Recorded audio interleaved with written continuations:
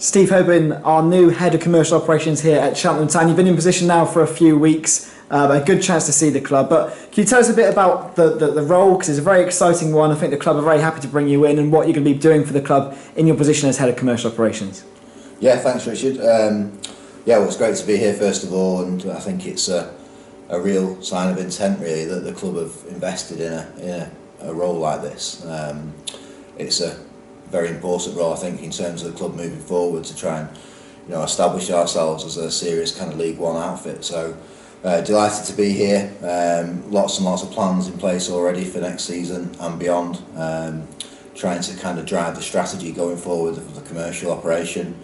And that includes the ticket office and the retail department, and just really trying to grow on the great work that we've already achieved so far. And just build on that really to try and consolidate and grow. You've now obviously had a few weeks initially to look at how the club operates. How have you settled in, and what have you made of your first impressions of Cheltenham Town? Yeah, well, first of all, I'm obviously new to Cheltenham. I'm from Lancashire, as you can probably tell with my accent. I think the first thing to say is really there's nothing broken here. There's nothing broken at all. It's a fantastic football club. It's a community football club, and there's lots of people here that everyone's got the best interest of the club at heart.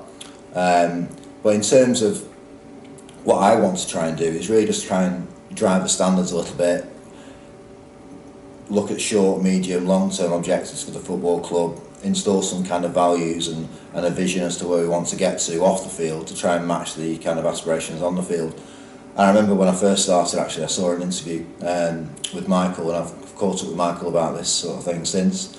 And I think it's very similar to my observations when I came in, kind of, and looking at the operational side of the business and the football club, as he probably found when he came back to the club as manager.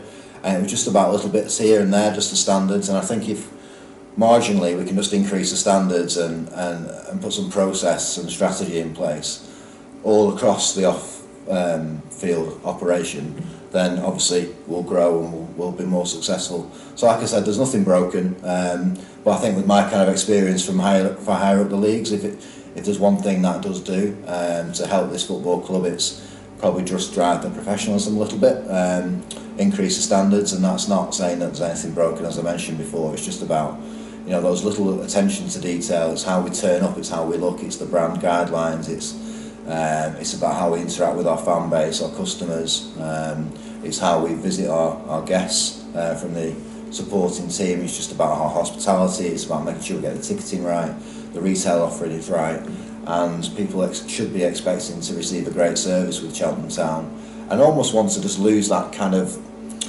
little old Cheltenham tag that I think has probably been attached to the club for a long time now, because the club have had a fantastic sort of meteoric rise really, from being a really well established non-league club 20 odd years ago to then getting into the Football League and then having success in League Two and then up in League One, then back down again. And I think my initial observation is probably that Michael and the team have had a fantastic couple of years, missing out on promotion the season before, now getting over the line and winning the league as champions, and then they're trying to kick on and consolidate in League One. So for me, they're probably up here at the moment, the rest of the club's probably down here somewhere. And down here is not a bad place, because we could be a lot worse, but it's just about trying to get that extra few percent of every single member of staff and every single department, just to try and close that gap a little bit, so we're a bit more on a level playing field. If we can do that, I think we'll be in a better place. It's just about making Cheltenham be the best that Cheltenham can be. We don't need to be anybody else or aspire to be anybody else. We are Cheltenham. We should be proud of who we are, proud of our heritage, proud of the club. But we should be even prouder, to be able to wear the badge and make these changes, and I think they'll be for the better. Your role is a very wide-ranging one. It covers so many different parts of the club in terms of running it. What have you done so far that you sort of implemented in the early stages to try and make that bit of success early on? Yeah. Well, plenty of long days so far. So I'm currently, down here on my own. So my family are back up in Lancashire at the moment. So what that means is I can spend quite a lot of time, work quite late into the evening. So for the first few weeks, probably publicly, nobody's really had a chance to see me yet, so I can't wait to get out and see the fans. But straight away, there's been some things that I really was keen to implement and put some changes in, and I guess the first one of those will be hospitality. So supporters will probably see, if they have a look on the website or on social media, that we've changed the way we're doing things this year. So we've changed our catering. We brought in a new caterer, Lee Martin and his team from Pig on the Hill, who were at the cricket festival for us this week, which was fantastic, really well received. So they're really well known in the area. They've got chefs who have worked at Man United and other footballing events. So I think their level of service will be fantastic. No disrespect to anybody who's been here before.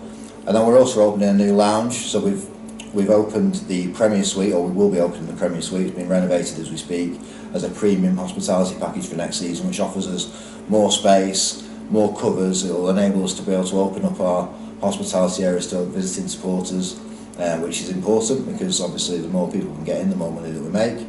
And then the upstairs that people will be familiar with in the Steve Roberts, that's now the Steve Roberts Champions Lounge. Thanks to the team last year for helping us to be able to call it that.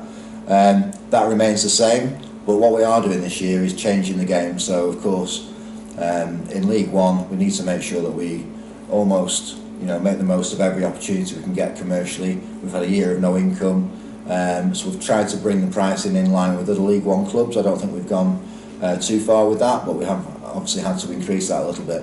So in terms of the offering, next season there'll be a platinum, a gold, a silver plus and a silver package available for each of the 3 different suites. In the middle floor we've got the Timecraft Lounge, which is a kind of entry-level hospitality one course, and then the top floor in Steve Roberts and the ground floor in the Premier Suites will be a premium dining experience, and it'll be priced according to the fixture. So then the other thing is, of course, is getting out and starting to meet our current sponsors. I'm looking to introduce a 3-tiered partnership programme this year, which is new for this club, but not unheard of in the industry. So certainly in Premier League and Championship, you'd expect to have a partnership portfolio of sorts. And while we've got partners here, we probably don't advertise them as such, really. So I'll be implementing a 3-tiered partnership programme. Obviously your top tier will be your principal partner. With us it's Myra Showers, who we're very grateful for their support over the years. They've been a fantastic front of shirt sponsor and continue to do so. And I look forward to meeting them this season and working close with them to try and realise some of their objectives. But then below that we'll have 2 more tiers. We'll have an official partnership tier, kind of a premier level or primary partners, if you like, and then a secondary tier of partners. And the idea behind the partnership programme is that people who may do an advertising board and they may do a match hospitality and they may sponsor a game over the course of a season, well actually if we start packaging this up into a bespoke package that's going to work for their business, that providing they hit the entry point financially to get into the partnership portfolio, it might only be a little bit more than what they already spend now, and for that you unlock a lot of other benefits that you would expect with a partnership status. So there'll be a lot of work going on in that kind of space. I've already started getting out there and started doing some renewals for next season, and so far so good.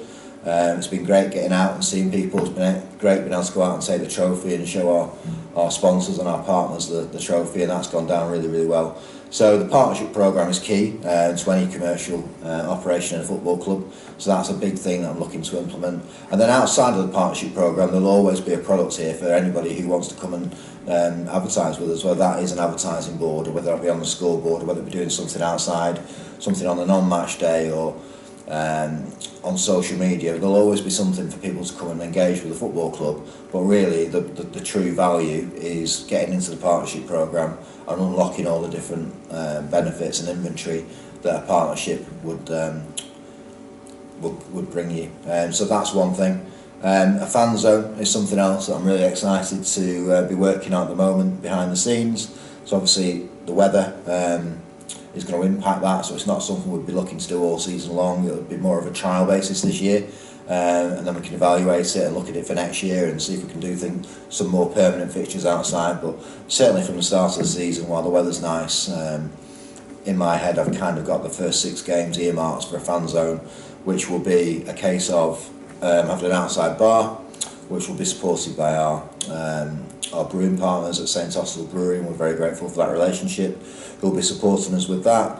Entertainment for families, so music, some bands playing, face painting for kids, entertainment, that kind of thing. So the idea behind that is just trying to get people here early, get people to the club early, get them interacting, looking forward to the game, and maybe even after the game, we'll keep the bar open, we might have some music after the game. So it's just a bit of a trial this year, but the idea really is to try and get people here earlier.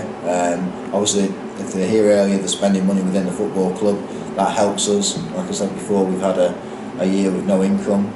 Thankfully, we had an FA Cup tie with Man City, which was fantastic for the club, because without that we would have really struggled. But it's really important, commercially, that we kind of do everything we can and think outside the box a little bit, just to grow our revenue. So the fan zone is another thing that I'm really passionate to kind of implement. And I think then it's just more about the kind of day-to-day look and feel of the place. It's about, again, the standards, just making sure that everybody who wears the badge or works for the club is representing the club in the right way, whether that be in your role going out to an away game and doing the media duties, that we turn up right and we look right and we feel professional, and we're all proud of working for the club and to wear the badge. So that's another thing, just making sure the look and the feel of the place. I said the hospitality suites are changing, they're all being refurbished, and really I think when people come back after such a long time, not just last season, but they've missed out on a lot of football now. They've missed out on seeing their football club and even being here. We've been very lucky to see the work that's been going on the last sort of 3, 4, 5 weeks since the season finished. But I want people to come back and think, wow, this football club has been busy in the off season, and we're really trying to up our game and just make it the best that we can be. So there's some of the early things that we've been doing, and then of course it's been getting to know the staff, having one-to-ones with all my team, trying to put some kind of a vision in place as to where I want to get to, which we will then share with the board, and hopefully get sign off on a kind of closer working relationship on with the footballing department.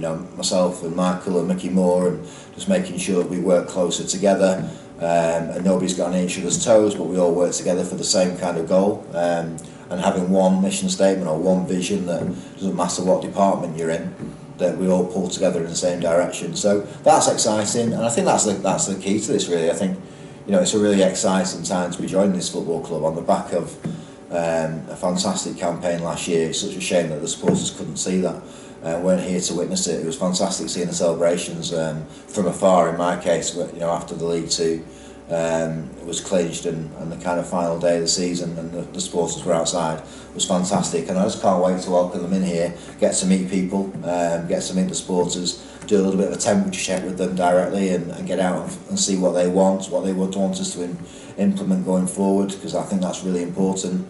I'm a big believer in kind of fan engagement, so I think where I've ever been before, I've always tried to engage with supporters. I've always tried to get into the concourse areas and get a real temperature check of what's going on in the football club, because I'm a big believer that a fan survey is just giving you a snapshot in time, and we all know in football it's a very emotive sport, and on the back of a win everything's great, and on the back of a defeat everything can be negative. So really trying to work with some select fans in maybe a fans forum throughout the season rather than just once or twice a year is a really good way of keeping the fans engaged, and us making sure that actually what we're looking to deliver for the supporters is actually what they want, because it's very easy sometimes to get sidetracked, and us as a football club go out and do things that we think that they want and they don't. So that's very important to me. So it's very exciting to be here. Really great opportunity in League One this year, and Michael, I've got to say, when I went over to the training ground a week ago when they first came back for training, like the lads just look so fit, and it's quite clear to me that Michael's installed a really high set of standards within the training ground environment, and that's something I'd try and replicate really if I can off the field, because they just looked like they were switched on.